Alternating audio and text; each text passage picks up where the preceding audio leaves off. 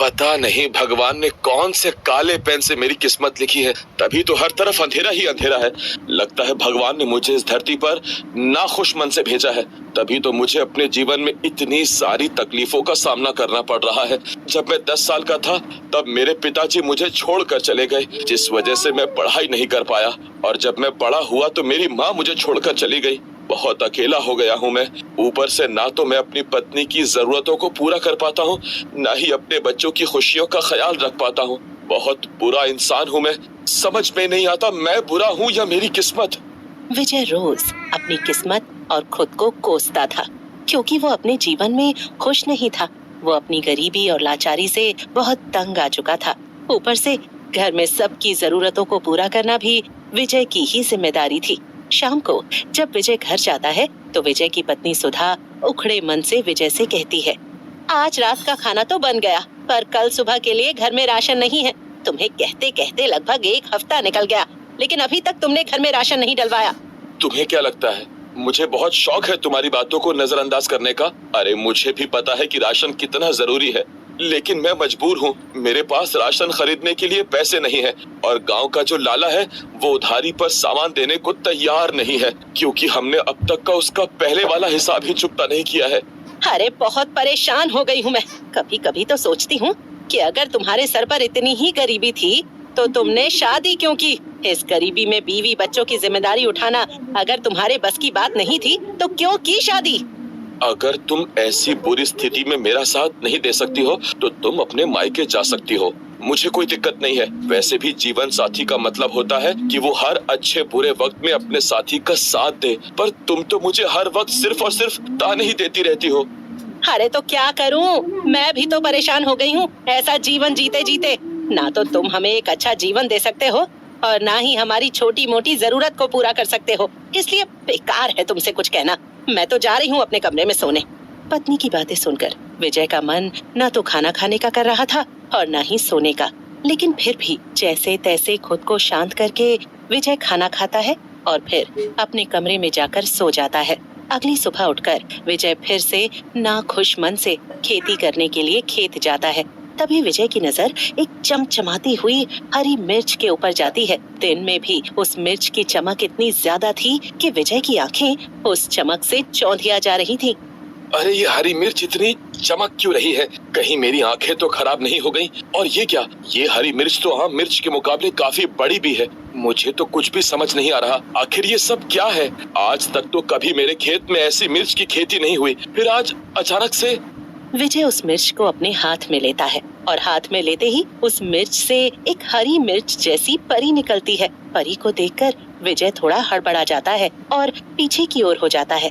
बताओ विजय, मैं तुम्हारी कौन सी इच्छा पूरी कर सकती हूँ? मैं देख रही हूँ कि तुम पिछले कुछ दिनों से बहुत परेशान हो। हाँ मैं बहुत परेशान हूँ, पर मुझे एक बात समझ में नहीं आई, तुम हो कौन? मैं एक जादुई हरी मिर्च हूँ। जरूरत पड़ने पर ही मैं इंसान को अपना असली रूप दिखाती हूँ, और मैं कई दिनों से तुम्हें परेशान देख रही थी, इसीलिए मैंने सोचा कि लगता है अब मुझे तुम्हारी मदद करनी चाहिए। तो बताओ मैं तुम्हारी क्या मदद कर सकती हूँ? जब भगवान मेरी मदद नहीं कर पाए तो तुम मेरी मदद क्या करोगी? तुम एक बार अपनी इच्छा मुझे बताकर तो देखो। ठीक है, फिर अगर तुम सच में मेरी इच्छाओं को पूरा कर सकती हो तो मेरी यही इच्छा है कि मैं अब अपना गरीबी वाला जीवन नहीं जीना चाहता। मुझे अमीर बनना है, मेरे पास धन दौलत गाड़ी बंगला सब कुछ हो, मैं ये चाहता हूँ। क्या तुम मेरी इच्छा पूरी कर सकती हो? ठीक है, मैं तुम्हें अभी अमीर बना देती हूँ, लेकिन तुम्हें मुझसे वादा करना होगा कि तुम कभी भी अपनी अमीरी और धन दौलत को लेकर घमंड और अहंकार नहीं करोगे। हमेशा तुम्हारे दरवाजे पर आने वाले गरीब जरूरतमंद लोगों की तुम मदद करोगे, कभी किसी को खाली हाथ नहीं रखोगे। ठीक है, मैं वादा करता हूँ कि अमीर बनने के बाद मैं कभी किसी के साथ कोई बुरा व्यवहार नहीं करूँगा और कभी किसी को अपने दरवाजे से खाली हाथ वापस नहीं करूँगा। परी विजय के कहने पर विजय को अमीर बना देती है। विजय का घर अब एक बंगले में बदल चुका था। उसके पास धन दौलत सब कुछ था। अपनी अमीरी देखकर विजय बहुत खुश था। सुधा, अब हमारे पास सब कुछ है। बंगला, गाड़ी, दौलत, हर वो चीज हमारे पास मौजूद है जिसकी चाह बरसों से हमें थी। अब हमें कहीं कभी भी किसी के आगे हाथ फैलाने की जरूरत नहीं होगी सुधा। हाँ, ये तो आपने बिल्कुल ठीक कहा। मैं तो बेकार में ही आपको ताने सुनाती थी, पर आप तो बड़े ही किस्मत वाले निकले। अरे आज के टाइम में कहाँ किसी को परी या फिर कोई जादुई हरी मिर्च मिलती है। हाँ, ये तुमने बिल्कुल ठीक कहा। सच में बहुत अच्छी किस्मत है मेरी। एक टाइम था जब मैं अपनी किस्मत को रोज कोसता था, पर अब समझ में आ रहा है कि मेरी किस्मत तो सच में बहुत अच्छी है। वो क्या कहते हैं सुधा, जिसकी किस्मत में राजा बनना लिखा हो वो किसी न किसी तरीके से राजा बन ही जाता है। विजय अमीर होते ही परी से किया हुआ वादा भूल जाता है, इसलिए विजय के मन में घमंड और अहंकार ने जगह ले ली थी। एक दिन विजय के घर विजय का एक दोस्त मनोज आता है, जो कि बहुत गरीब था। विजय, ओ विजय, कहाँ है तू? जल्दी बाहर आ, मुझे तेरी जरूरत है दोस्त। क्या बात है मनोज, क्यों जोर जोर से चिल्ला रहा है तू मेरे घर में? और तुझे क्या लगता है कि मैं बहरा हूँ इसीलिए तू जोर जोर से चिल्ला रहा है? अरे नहीं विजय, ऐसी कोई बात नहीं। वो दरअसल मैं बहुत परेशान था। अरे अब तू परेशान है तो उसमें मैं क्या करूँ? विजय, मुझे तेरी जरूरत है दोस्त। बहुत परेशान हो गया हूँ, घर में बहुत आर्थिक तंगी चल रही है, इसीलिए मुझे तुझसे थोड़ी मदद चाहिए। भगवान के लिए अपने दोस्त की मदद कर दे, तेरा बहुत एहसान होगा मुझ पर। अरे पर मुझे तेरी कोई मदद नहीं करनी और ना तुझ पर कोई एहसान करना है, इसीलिए तू किसी और का दरवाजा खटखटा, क्योंकि यहाँ तो तेरी मदद करने वाला कोई नहीं है। विजय यार, तू तो मेरा दोस्त है ना, फिर भी तू मेरी मजबूरी नहीं समझ पा रहा है। तू तो जानता है ना कि 2 महीने बाद मेरी बीवी की डिलीवरी होने वाली है और मुझे पैसों की बहुत जरूरत है। भगवान के लिए मेरी मदद कर दे भाई। अरे मेरे भाई, मेरे पास पैसे नहीं है और मैं चाह कर भी तेरी मदद नहीं कर सकता, तो भगवान के लिए यहाँ से चला जा। मुझे और मेरे घर वालों को परेशान मत कर, क्योंकि तुम जैसे गरीब लोगों का रोज का यही ड्रामा है, कोई ना कोई बहाना लगाकर आ जाते हैं पैसे मांगने के लिए।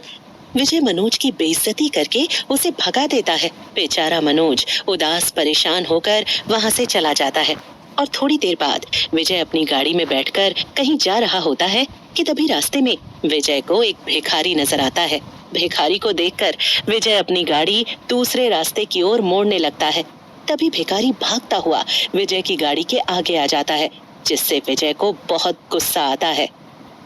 अबे ओए भिखारी, तुझे मरने के लिए मेरी ही गाड़ी मिली थी क्या? अगर मरने का इतना ही शौक है तो कहीं और जाकर मर, मेरी गाड़ी के आगे आकर क्यों मरना चाहता है तू? मालिक, 2 दिन से भूखा हूँ, कुछ खाने को दे दीजिए। हे भगवान, अरे तू 2 दिन से भूखा है या पिछले 2 महीने से, मुझे इससे क्या? मैंने ठेका थोड़ी ना ले रखा है तुम जैसे भिखारियों को खाना खिलाने का। अब भगवान के लिए यहाँ से चला जा, वरना मैं अपनी गाड़ी से तुझे ठोक दूंगा। मालिक, आप कैसी बातें कर रहे हो? माना कि मैं गरीब भिखारी हूँ, पर इसका मतलब ये नहीं कि आपकी नजर में मेरी कोई कीमत ना हो। मालिक, मैं बहुत भूखा हूँ और काम करने की स्थिति में नहीं हूँ, वरना मैं मेहनत करके भी खा सकता था, पर भगवान ने मुझे काम करने के लायक ही नहीं छोड़ा है। देख, अपना दुख दर्द तो किसी और को जाकर सुना, तेरे जैसे बहुत देखे हैं मैंने। जब देखो तब कहीं न कहीं से मुंह उठाकर चले आते हैं भीख मांगने के लिए। मेरे पास तुम जैसों के लिए बिल्कुल भी टाइम नहीं है। विजय के ऐसा कहते ही वो भिखारी उसी जादुई हरी मिर्च वाली परी का रूप ले लेता है। परी को देखकर विजय को परी से किया हुआ वादा याद आने लगता है और विजय हाथ जोड़कर परी से कहता है, परी तुम?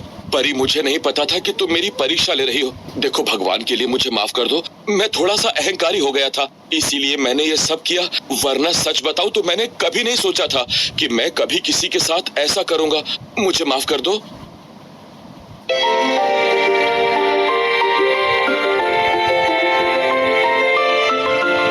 तो विजय, मुझे कुछ भी सुनने और समझने की जरूरत नहीं है।